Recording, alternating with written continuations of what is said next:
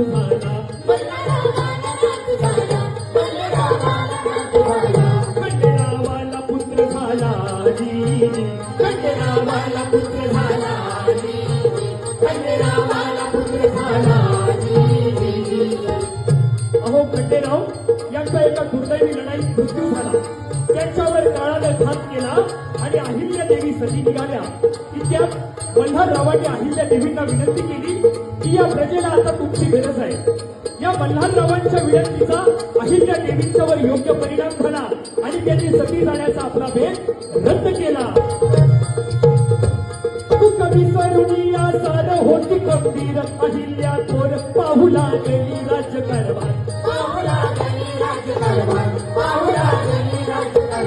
तेज बुद्धिमत्ता अहिल्या तयार तेज बुद्धिमत्ता